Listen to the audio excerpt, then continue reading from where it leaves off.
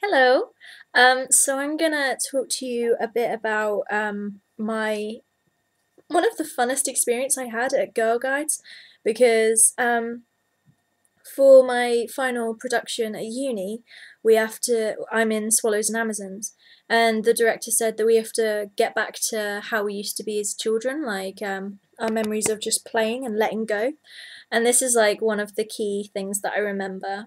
It's when I was at Girl Guides, and it must have been when I was about 13 or 14. And yeah, and we were like, me and my friend were the oldest of the Girl Guides at this point. We were quite high up in the ranks, sort of thing. And we all went to this activity centre because it was just before the summer camp, and this was like designed to get all the new Girl Guides like comfortable with making tents, being outside, sleeping in like with other people and stuff.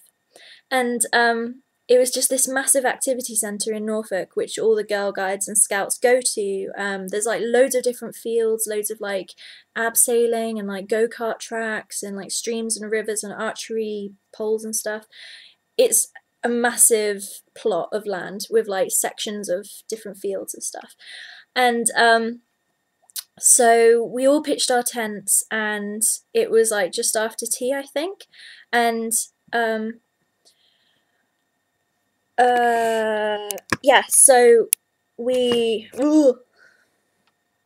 So it was just after tea, and everyone was all hyper and stuff. And then the leaders were like, "Should we play 40-40?" And everyone was like, "Yeah!"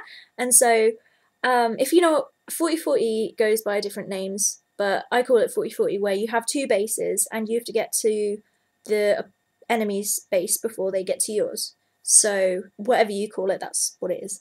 And because me and my friend were like the most experienced out of all of them, sort of thing, the leaders were like, stick with them, with these guys, because they know where to go, like to the other base. And everyone was like, okay.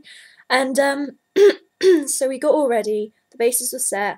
I was on the team with like my best friend at the time, and they were like, go. And so, oh, beforehand, me and my mate knew that we would do something like this because this is what they normally do, like to get everyone. They usually play 40-40 to get everyone used to the area, sort of comfortable with the area, and it's like a team building exercise, I guess.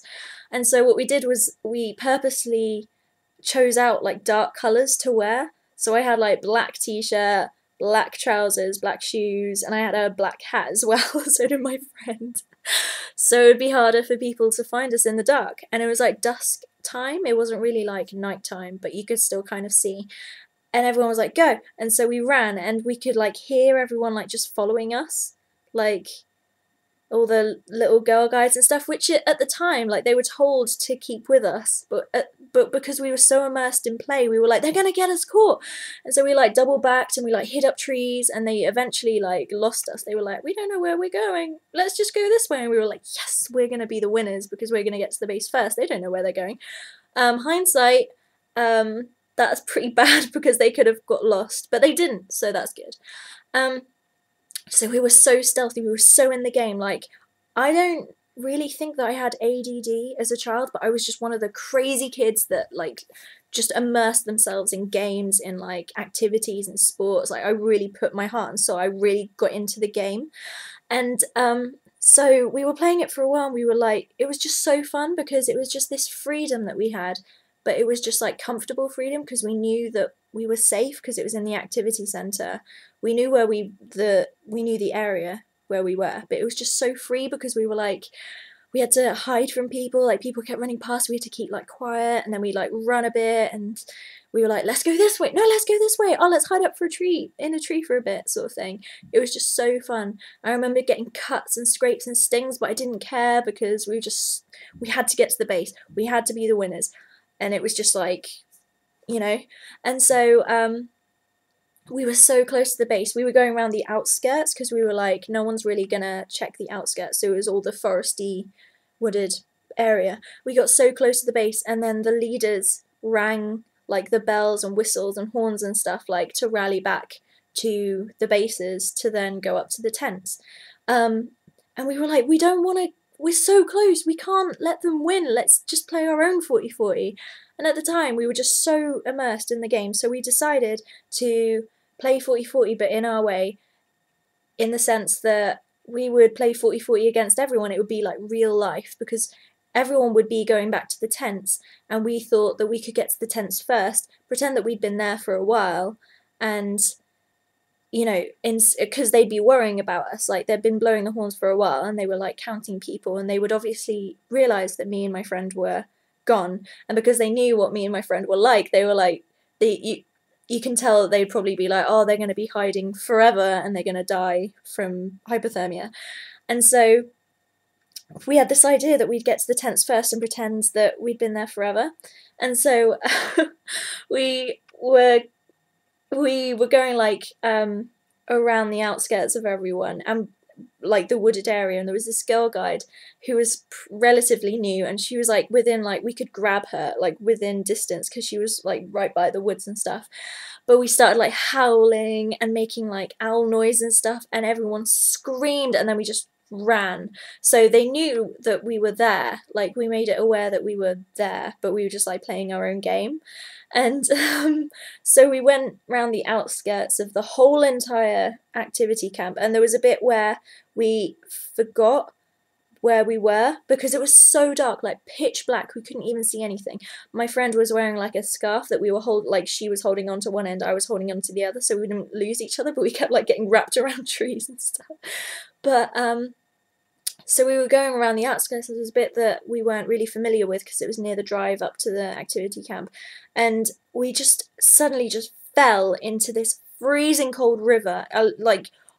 We were both absolutely soaked, head to toe, fully immersed under the water, and we just burst out laughing because we were like, this is so fun. Even though I was muddy, stings, cuts on my face, like twigs in my hair, I just didn't care because I was just so, it was just the funnest experience ever because it was just that whole freedom. But because I knew the area, because I knew that I was safe, it was just so fun. And because I only saw my mate when we went to guides as well, it was just really, it was a bonding experience, I guess. And so we got back to the camp, and we were like the outskirts of the camp. We could see everyone like in their tents, like talking about where we would be and stuff. There were still people searching, and we were like, right, this is it, we have to go around the hedges and go into our tent from the back and then pretend we've been there forever. And we started giggling because we just remembered that we were just caked in mud. Like my trainers were so heavy. I remember my trainers being so heavy with like water and mud and just sticks and stuff.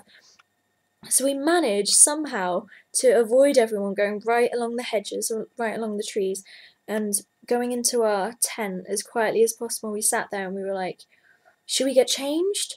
No, because if we get changed, then people will remember what we were looking like before, and if we get changed, then it's obvious that we have tried to cover it up. And just before we could really think about anything, we heard, oh, let's check the tents again. And there was this person like going around with a torch, like just checking the tents, and they got to us, and we just started giggling, and he opened the tent, and we just sat there and we were like, hello? And he was like, what have you been doing? Where have you been? And we were like, we've been sitting here the whole time. And he was like, why are you soaking wet? And we were like, we had a shower. And he like dragged us out to the leader. And she was like, what have you been doing? And we were like, well, we were playing 40-40 and then you started blowing the whistle, so we came back here. They were like, you haven't been in this tent all the time. Like, we've been checking everywhere. Where have you been? And then my friend was like, we were playing 40-40 but in real life. And she just gave the game away, and I was just so, I remember being so angry because she basically told them exactly like what we've been doing the whole process, and I was just like, that's not a game anymore, like you've just ruined it, we can't do this ever again. And so that is my fun experience about just letting go, just completely immersing myself in play, and being just completely free. Like, yeah, I must have been 13 at the time. But that sort of thing, I was just like that in guides. I had loads of experiences like that, loads of immersing myself in play, like being very competitive in all the activities that I did in guides and brownies. I'm trying to think of another one, but that's the main thing that stands out. A lot of 40-40, a lot of getting muddy and soaking wet and just having the best time of my life, really. So that's one of the stories that I can think of right now. If I think of any more, I will, I will record myself telling you. But that's the main one that I can think of right now. So it was really good. So yeah.